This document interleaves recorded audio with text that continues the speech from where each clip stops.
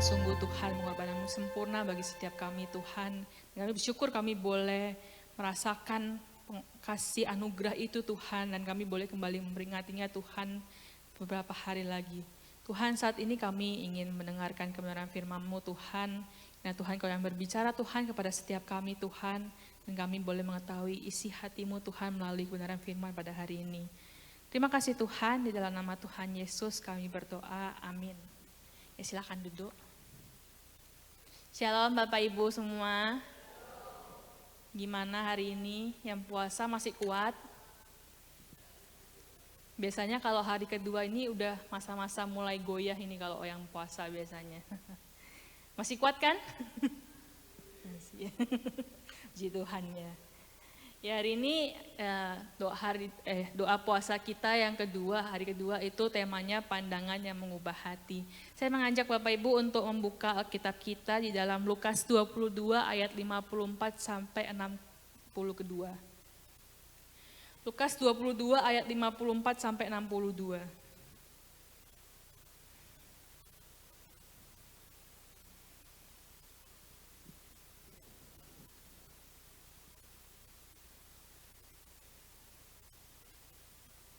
Saya mengajak Bapak Ibu untuk baca secara bergantian.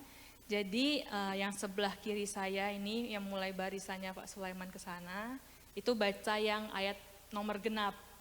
Nah, yang barisan sini dari yang sini sampai sini baca ayat yang ganjil gitu. Oke. Kita mulai ya. 1 2 3.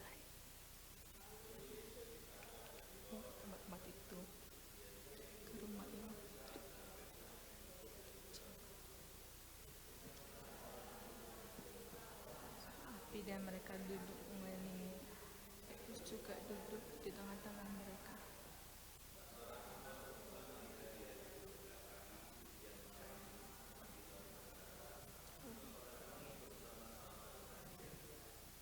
Tapi Petrus menyangkal, katanya, aku tidak kenal dia. Tidak apa kemudian orang lain mengikuti mereka. Terus berkata, kira-kira sejam kemudian kata dengan tegas,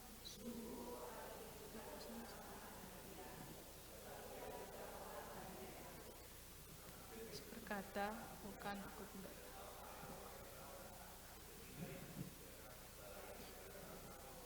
Yang lalu berpalingnya tuh, katanya Petrus tuh. Ini engkau telah 3 kalinya. Ya, demikian pembacaan firman Tuhan kita pada hari ini. Ya, Bapak Ibu, setiap orang pasti pernah mengalami yang namanya rasa takut. Setuju? Ada di sini yang ngomong kalau dirinya nggak punya rasa takut? Ya, saya yakin pasti nggak ada lah ya harusnya ya. Setiap orang tuh mulai dari yang kecil, yang masih baru lahir ya, masih baby, sampai yang udah lanjut usianya tuh, semua pasti pernah mengalami yang namanya rasa takut ini gini. Takut gelap, takut lapar, takut binatang, takut hewan apa gitu, atau ada takut apa lagi coba? Takut ketinggian, takut gak punya uang mungkin? Ya, ada banyak ketakutan yang bisa ditemukan ya di dunia ini ya, mulai dari takut yang sepele, yang kecil, sampai yang takutnya gede-gede yang sampai fobia tinggi gitu.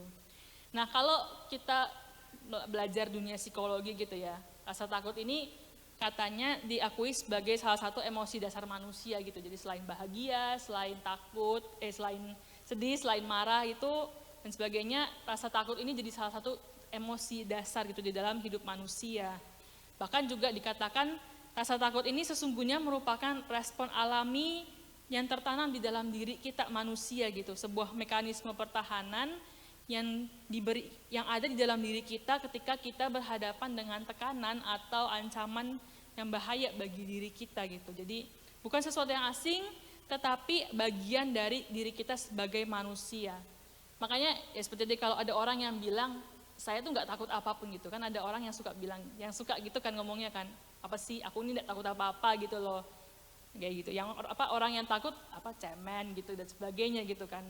Kalau ada orang yang ngomong kayak gitu, itu bohong namanya, 100% nggak benar gitu. Karena orang yang berani, paling berani, ngomongnya berani pun itu punya ketakutannya masing-masing gitu, walaupun mungkin ya nggak kelihatan gitu. Nah, saya sempat lihat-lihat di internet gitu, ada satu website yang menarik gitu di internet. Jadi ini ya, dikenal pemberani tetapi punya fobia yang unik, punya ketakutan yang unik gitu. Jadi dia kasih beberapa nama, ada 2 nama yang saya lihat unik gitu. Yang pertama itu Genghis Khan, tahu nggak orang itu? Dia dikenal orang yang berani, yang dia tuh menyatukan Mongolia, kekaisaran Mongolia gitu. Tetapi ada yang bisa tebak nggak dia punya fobia apa? Dia punya ketakutan apa? Ada yang mau coba tebak nggak? Jadi menurut website ini, nggak tahu ya benar apa enggak gitu, katanya Genghis Khan itu punya 3 fobia Bapak Ibu. Yang pertama dia takut anjing, yang kedua dia takut sama mamanya, yang ketiga dia takut sama istrinya. Katanya begitu. Di sini bapak-bapak ada yang takut sama istrinya? Suami-suami takut istri gitu katanya. Atau takut sama mamanya? Ya. Ya, jadi unik. Atau yang kedua juga yang unik itu saya temukan di sini namanya yaitu Adolf Hitler. Ya kita pasti tahu ya Adolf Hitler itu siapa kan? Dia kan diktator yang sangat terkenal gitu. Dia katanya sangat-sangat berani gitu, sekalipun banyak ditakuti, banyak dibenci gitu. Tetapi tahu nggak kalau Adolf Hitler itu dikatakan dia takut sama dokter gigi, Bapak Ibu. Jadi kalau dia punya masalah gigi, dia nggak berani ke dokter gigi. Bayangin coba gimana gitu kesannya gitu kan. Ya jadi sesungguhnya nggak ada manusia di dunia ini tuh yang nggak punya rasa takut gitu. Bahkan orang-orang yang terkenal pemberani pun itu bisa merasakan yang namanya takut. Ya mentok-mentok takut mati lah, itu normalnya kan, pada normalnya gitu orang-orang. Nah kalau bicara soal menghadapi rasa takut, apa yang biasa dilakukan orang ketika rasa takut itu datang gitu? Setidaknya ya, saya nangkepnya ada 3 respon yang biasa dilakukan manusia gitu ketika menghadapi rasa takut. Pertama, ya ada orang yang kalau takut dia menghadapi ketakutannya gitu, takut dia terjang aja takutnya itu. Yang kedua, ada orang yang tutup mata, apa yang dia takuti dia tutup mata, dia milih untuk dipendam gitu, dianggap nggak ada lah gitu, tutup mata gitu. Yang ketiga, ada orang yang memilih untuk melarikan diri atau menghindar gitu dari apa yang bikin dia takut. Bapak Ibu, dari 3 ini mana yang biasanya kita lakukan? Pak Christian kenceng banget ngomongnya 3. Mana yang biasa sering kita lakukan? 1, 2, apa 3?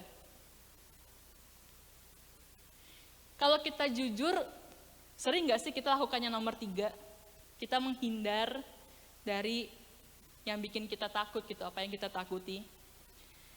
Dan hal yang sama pun kadang terjadi di dalam kehidupan kita sebagai orang percaya. Kita dengar banyak orang ngomong, kita tahu mengakui kalau hidup orang percaya itu nggak selamanya mulus gitu. Bahkan ya kita sering dibilangi, jangan kira kalau hidup kita ini kita percaya Tuhan, lalu hidup kita ini akan mulus begitu saja kayak jalan tol gitu.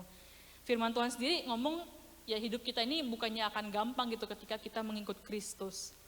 Dan artinya ketakutan karena tekanan dalam kehidupan itu adalah sesuatu yang nyata di dalam kehidupan kita sebagai orang percaya. Dan di tengah semua itulah seringkali iman kita diuji Bapak Ibu.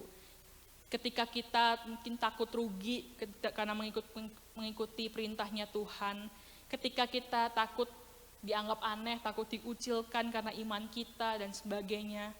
Nah ini seperti yang dialami oleh salah satu murid Yesus di bagian yang kita baca tadi gitu, yaitu Petrus ya.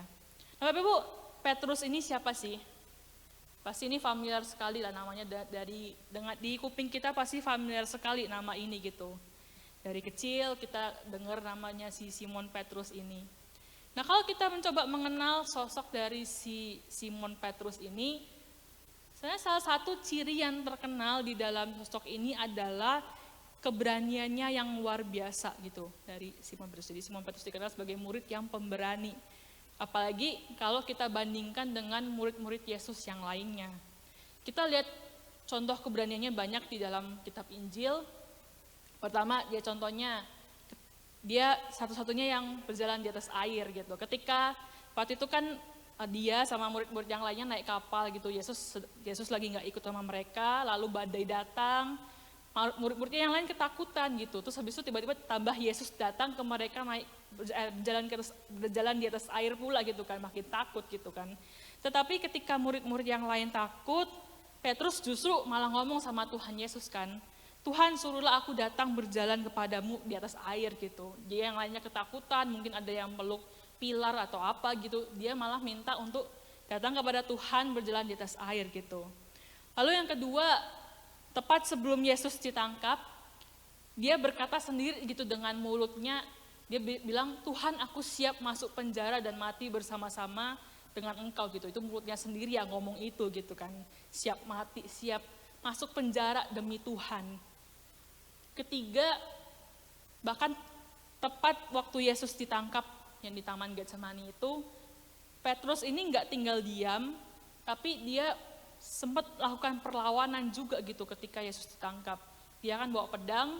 Begitu Yesus ditangkap, dia pakai pedangnya, dia potong kuping kanan dari hamba imam besar yang ada di dalam rombongan yang nangkep Yesus itu gitu. Jadi kita lihat Petrus ini sebenarnya bukan orang yang penakut, dia ini orang yang pemberani sebenarnya. Jadi banyak perkataannya, banyak perilakunya yang menunjukkan keberaniannya gitu, bagi kita gitu.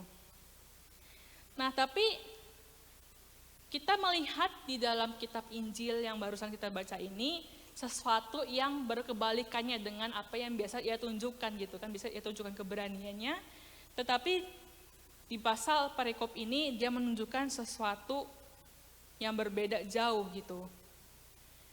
Nyatanya semua keberanian yang Petrus tunjukkan selama kehidupannya, selama dia mengikut Yesus, tidak muncul gitu di malam penangkapannya Yesus. Kan Yesus ditangkap, kan kemarin kita bacakan perikopnya ketika Tuhan Yesus berdoa di Taman Getsemani. Setelah Yesus berdoa, lalu datanglah segerombolan orang untuk menangkap Yesus. Jadi Yesus ditangkap, dan setelah itu terjadi, ya Yesus dibawa gitu, ditangkap dan untuk diadili di rumahnya imam besar. Nah Petrus masih menunjukkan sedikit keberaniannya gitu dengan dia mengikut Yesus sekalipun dari jauh. Di sini dikatakan di ayatnya yang ke-54, Petrus mengikut Yesus dari jauh. Dan di malam ini juga ya kita melihat terjadi sesuatu, yaitu Petrus menyangkal Yesus. Petrus yang awalnya sempat ngomong-ngomong aku ini bakal setia, aku siap masuk penjara dan sebagainya. Justru di sini Petrus ditujukan menyangkal Yesus ketika dia dikatakan mengikutnya Yesus gitu. Ya kita melihat pertama, ya Petrus ketika ketakutan Petrus ini lebih keras dari imannya Petrus gitu. Bapak Ibu, kalau misalnya dihadapkan di posisinya Petrus, wajar nggak kalau kita merasa takut sebenarnya? Jadi ya kita bayangin waktu itu misalnya kita lagi bersama-sama dengan Tuhan Yesus, tapi tiba-tiba guru kita, Tuhan kita ditangkap gitu. Ya saya yakin pasti takut itu wajar ya tentu ya, melihat keadaan yang seperti itu. Nah, di dalam bagian ini settingnya itu kan di halaman rumah imam besar. Jadi Yesus ditangkap di Taman Getsemani, dibawa ke rumah imam besar. Lalu disebutkan Petrus ikut bersama dengan murid yang lainnya masuk, tapi Petrus ada di halaman rumah imam besar gitu. Yesus diadili di dalam, Petrus duduk di luar bersama dengan orang-orang yang baru saja ikut menangkap gitu. Ya ini kita juga melihat rada lucu ya Petrus ini ya. Wes tahu dia di tempat, istilahnya kita bilang tempat musuh, di tempat orang yang baru saja nangkap Tuhannya, tetapi ia malah duduk di tengah-tengah mereka gitu. Jadi kita ya lucu juga gitu kita bilangnya gitu. Nah, disinilah tempat ini penyangkalan Petrus itu dimulai, kita melihat bukan cuma sekali, tapi 3 kali gitu kita melihat dicatatkan di dalam kitab Lukas ini. Penyangkalan pertama terjadi ketika seorang hamba perempuan melihat Petrus dan berkata, juga orang ini bersama-sama dengan dia. Berbagai versi dan terjemahan dari bagian ini secara langsung menunjukkan bahwa hamba perempuan ini tuh mengenali Petrus sebagai pengikutnya Kristus, sebagai salah satu dari orang yang bersama-sama dengan Kristus, yang mengikut Kristus kemanapun Kristus itu pergi gitu. Tetapi Petrus di sini menyangkal gitu dengan berkata, bukan, aku tidak mengenal dia, aku tidak kenal dia gitu. Nah, di bagian penyangkalan pertama ini Lukas menggunakan, Petrus dituliskan oleh Lukas menggunakan kata arneomai gitu, yang selain berarti menyangkal, itu ternyata juga menolak atau tidak mengakui. Jadi bukan cuma nolak, bukan cuma menyangkal, menolak, tapi juga tidak ingin mengakui. Berarti Petrus menolak untuk mengakui dirinya sebagai orang yang mengenal Kristus. Menolak untuk mengakui dirinya, nggak mengakui kalau dirinya ini kenal sama Kristus. Dalam bagian ini ketika hamba perempuan itu bilang orang ini juga bersama-sama dengan dia. Ini adalah satu hal yang ironis, padahal sebelumnya waktu Yesus juga pernah tanyakan, menurut kamu siapa aku ini gitu. Petrus sendiri ngomong, kau ini Mesias dari Allah gitu. Petrus bisa ngomong gitu, tetapi di bagian ini, di waktu ini ketika orang ngomong dia ini adalah bersama-sama orang yang bersama-sama dengan dia, Petrus justru berkata, aku tidak mengenal dia, aku nggak mengakui aku ini pengikutnya dia gitu. Aku ini tidak mengakui kalau aku ini kenal sama dia. Itu yang dikatakan Petrus penyangkalan pertamanya. Gak cuma sekali, lalu kedua kali juga muncul. Ini di dalam bagian ini tidak disebutkan di Lukas, tetapi di dalam bagian lain dikatakan Petrus ini berpindah tempat gitu dari halaman yang dia ketemu sama hamba perempuan ini. Lalu ketika dia berpindah tempat beberapa waktu kemudian, ada seorang laki-laki yang kemudian menemui dia, yang bertemu dengan dia, kemudian mengatakan hal yang serupa dengan yang dikatakan si hamba perempuan yang tadi pertama tadi gitu. Dia berkata, engkau juga seorang dari mereka, salah seorang dari mereka. Nah, respon Petrus lebih singkat, lebih pendek, lebih tegas gitu. Dia langsung bilang, bukan, aku tidak gitu. Jadi dia bukan hanya menolak Yesus, tapi dia juga menolak asosiasi dengan yang lainnya gitu, seorang dari mereka, pengikut-pengikut itu, Petrus tidak mengakui itu gitu. Kemudian yang ketiga, dan yang puncaknya itu kita lihat penyangkalannya terjadi gitu sejam kemudian, cuma beda sejam dengan yang tadi yang kedua gitu. Sejam kemudian ada orang lain yang lebih bersikeras gitu, yang lebih kekeh, dia ngomong, iya bener nih orang ini juga bersama-sama dengan dia, sebab dia juga adalah orang Galilea. Ada penafsiran yang mengatakan bahwa Petrus ini punya logat gitu ya, logat dari Galilea gitu. Sama kayak kalau kita di Indonesia ini, kan kalau di kota lain atau di provinsi lain kan ada logatnya sendiri kan. Nah, orang ini mengenali Petrus dari logatnya, logat Galilea yang berbeda dengan logat orang-orang Yerusalem di sekitar itu, di sekitar situ gitu. Dan karena Yesus kan juga terkenal di Galilea, Yesus dari Galilea, Yesus terkenal Galilea gitu, mereka secara langsung kayak menggunakan itu sebagai satu bukti gitu kalau ya benar Petrus ini kenal sama Yesus, Petrus ini punya hubungan sama Yesus gitu, mereka dari tempat yang sama gitu. Nah, kali ini Petrus sampai berkata, menjawabnya dengan bukan, aku tidak tahu apa yang engkau katakan. Bayangin ya, pertama, enggak, aku gak kenal dia. Kedua, enggak, aku tuh bukan seorang dari mereka gitu. Lalu yang ketiga, aku nggak tahu apa yang kamu lakukan gitu, aku nggak tahu, kamu bilang aku dari Galilea, kamu bilang aku dari kenal Yesus dan sebagainya, satu kamu dengan Yesus, aku nggak tahu apa yang kamu lakukan gitu. Dan Injil Matius bahkan mencatat bahwa Petrus ini mulai mengutuk dan bersumpah gitu ya, bersumpah dia tuh bukan orang yang kenal Yesus, bukan orang yang bagian dari lingkarannya Yesus gitu, sampai bersumpah dan mengutuk gitu.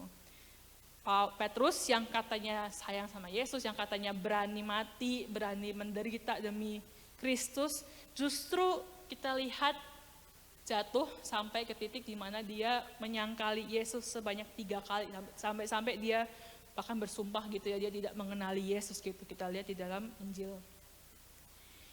Ya mungkin kita bisa bilang kalau penyangkalan Petrus ini bukan cuma karena takut gitu ya, kita nggak tahu, mungkin juga ada kecewa gitu karena guru yang dia ikuti, dia punya harapan gitu kan, Yesus ini sebagai Mesias yang memimpin, yang membawa kemenangan, tapi kemudian di malam itu kita lihat harapannya tuh kayak hancur gitu kan, karena Yesus ditangkap dan sebagainya. Seorang tokoh gitu ya menggambarkan peristiwa ini dengan kalimat ini gitu ya. Kalau mati ketika ada harapan kemenangan itu adalah satu hal, ini terjemahan sebenarnya. Tapi mati untuk tujuan yang sudah tidak ada harapan itu adalah hal yang sangat berbeda gitu. Mungkin kalau dengan bayangan Petrus di awal gitu, dengan sosok siapa itu Mesias, dengan sosok Yesus yang begitu agung gitu, mungkin kita bisa memahami gitu ya ketika dia bilang aku bersedia mati demi Kristus dan sebagainya gitu. Tetapi ketika melihat Yesus yang ditangkap, yang seakan-akan tidak ada harapan, ya mungkin seperti yang dikatakan oleh tokoh ini gitu, kayak hal yang berbeda gitu dengan kita mati untuk sesuatu yang berharga.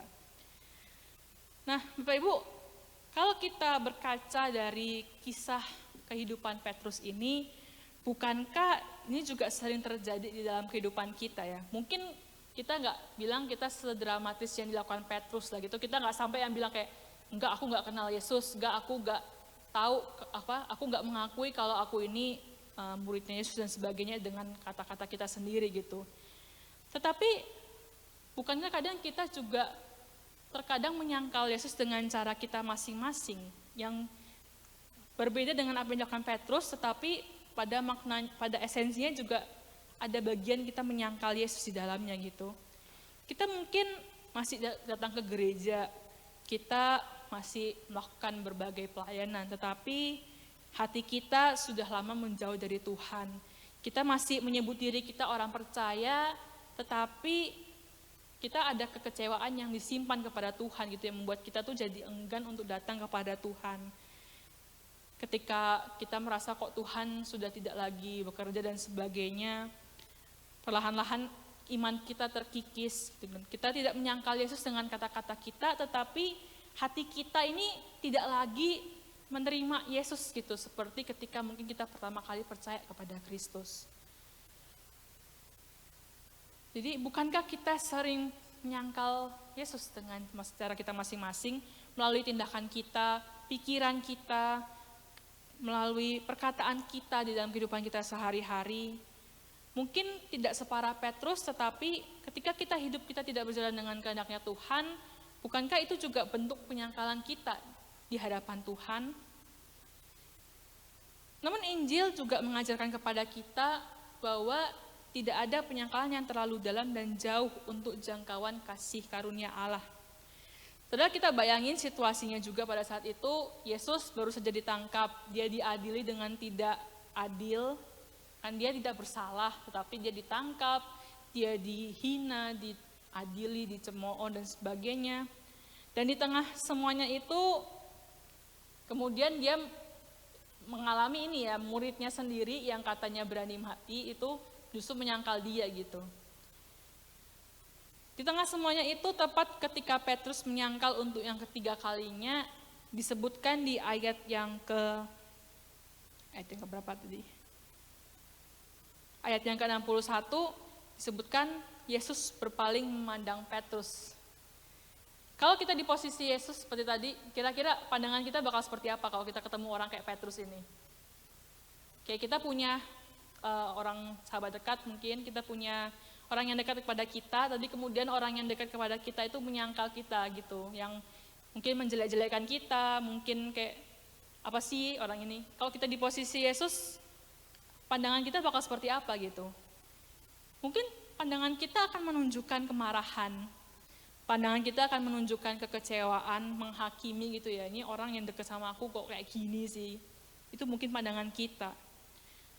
Tapi di Lukas kita melihat Yesus tidak berteriak memanggil Petrus, dia nggak nunjuk-nunjuk, nggak mempermalukan, hanya disebutkan Yesus berpaling memandang Petrus.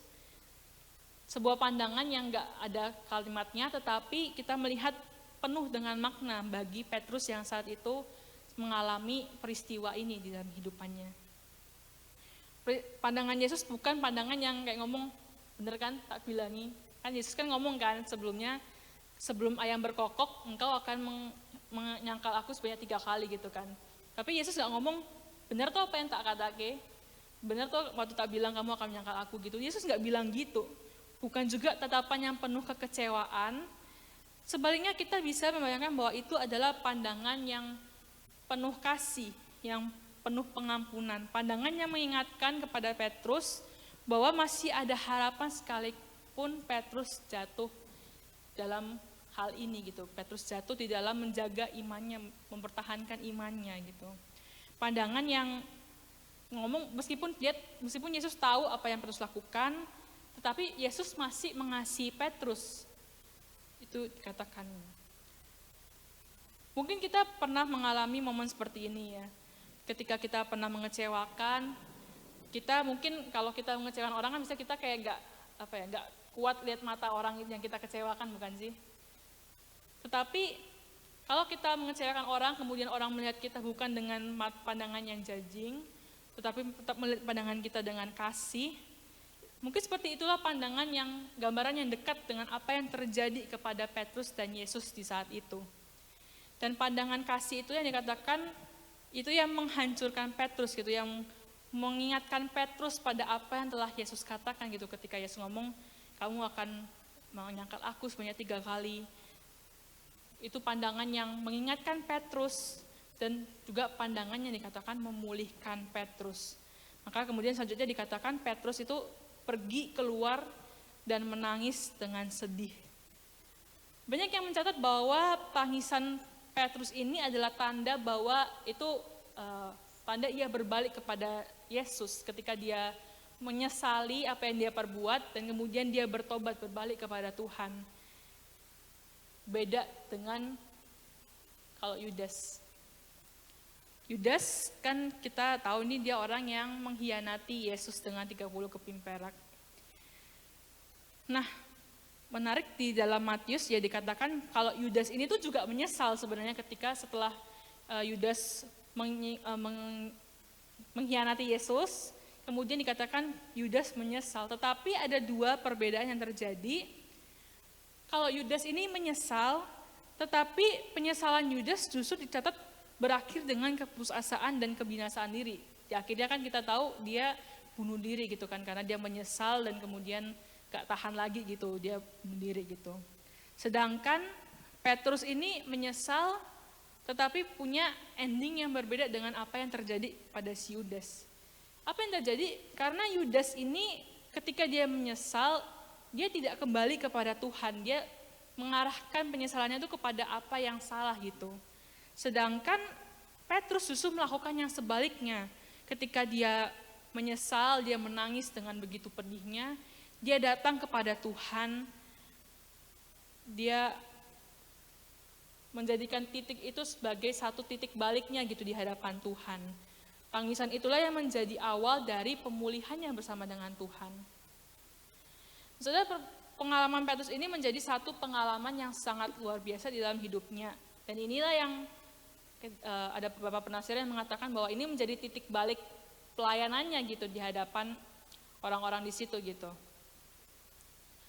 Ia yang dengan keras ngomong janji setia dan sebagainya, justru menjadi orang juga yang menyangkal Tuhan gitu. Tetapi melalui pengalaman ini dia menyadari bagaimana rapuhnya dirinya, dia menyadari juga bahwa ternyata kasih Kristus itu tetap nyata di balik semua yang ia alami. Dan itu juga yang Tuhan ingin ajarkan kepada kita, bahwa kasih Kristus itu terus nyata di dalam apapun yang kita lakukan, di balik apapun yang kita lakukan. Yesus terus membawa pengampunan dan harapan bagi Petrus dan juga bagi kita yang saat ini hidup di zaman ini. Maka kita belajar yang pertama, mari kita mengenali ya ketika sesuatu di luar Tuhan itu menentukan pilihan kita. Saya yakin Petrus gak berencana untuk menyangkali Yesus tentunya.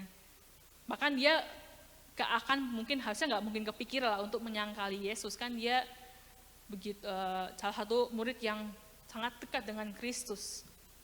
Tetapi situasi keadaan yang saat itu, ancaman yang ada yang kita bilang itu berkaitan dengan posisinya sebagai murid Kristus, itu kemudian menyebabkan dia menyangkal Yesus. Dia takut mungkin dia akan terancam dibunuh, ditangkap juga gitu kan. Kalau dia mengakui kalau dia ini muridnya Kristus itu, makanya dia menyangkal Yesus. Dia takut dirinya ditangkap ketika dia mengakui dirinya ini pengikutnya Kristus.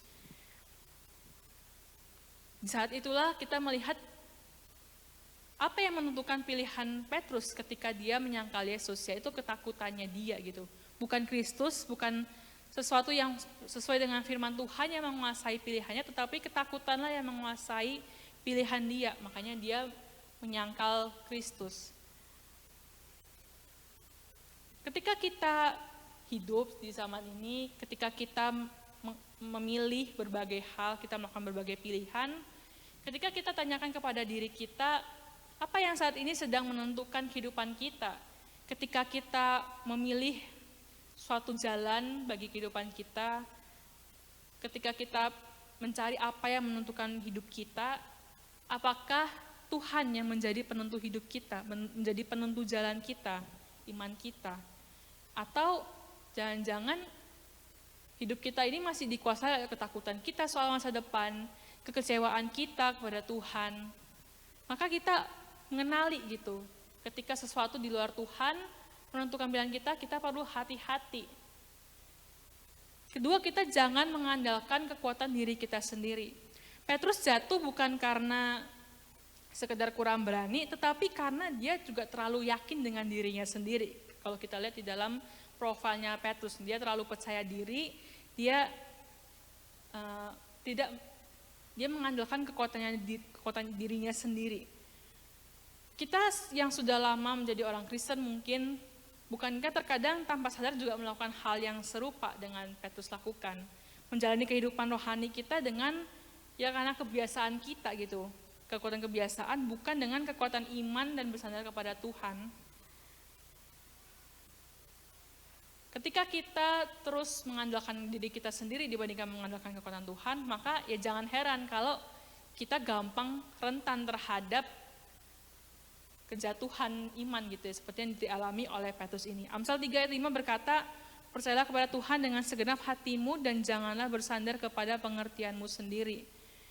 Kalau kita punya pengalaman yang panjang di dalam kehidupan kita sebagai seorang Kristen, janganlah biarkan pengalaman itu membuat kita tuh merasa cukup kuat, tetapi membuat kita juga harus semakin terus waspada gitu. Dan ketiga, jika jatuh, ya kita ingat untuk kembali kepada Yesus yang penuh kasih. Mungkin ada di antara kita yang saat ini punya beban kita sendiri, punya beban yang dibawa bertahun-tahun, bahkan ada kekecewaan yang mungkin tidak pernah dibicarakan, dan membuat kita jadi menjauh daripada Tuhan, membuat kita mungkin jadinya kita bilang menyangkal Tuhan di dalam diri kita. Nah, ketika ini terjadi, maka kita ingat untuk kita kembali kepada Kristus. Karena pandangan kasih Yesus masih tertuju kepada diri kita. Bukan hanya kepada Petrus yang saat itu telah menyangkal Yesus, tetapi juga kepada kita saat ini.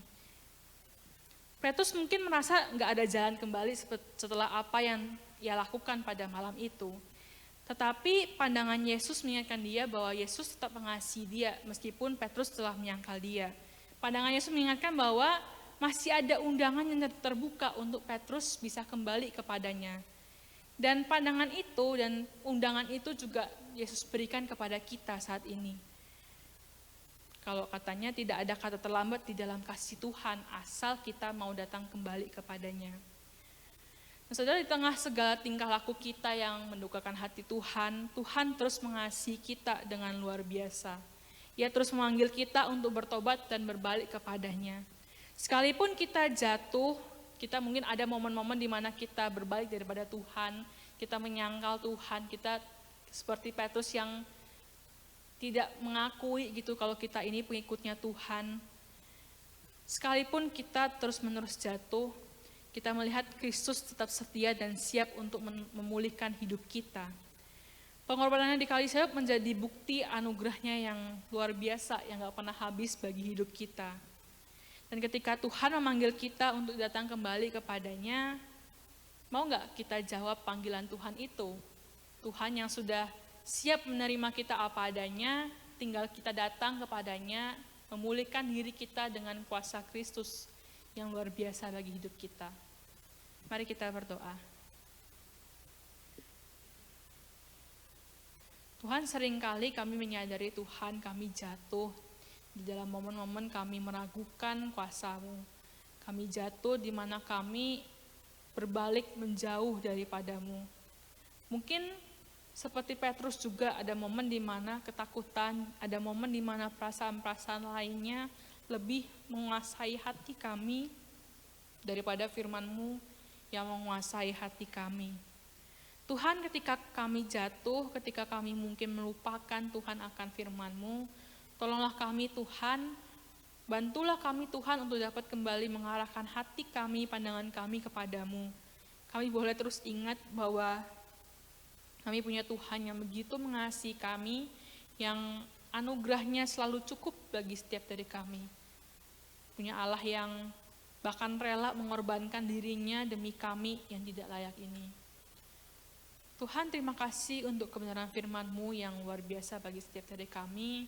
Dan biarlah kami boleh terus memegangnya, merenungkannya dan melakukannya dalam kehidupan kami siang dan malam. Terima kasih Tuhan, di dalam nama Tuhan Yesus kami berdoa. Amin.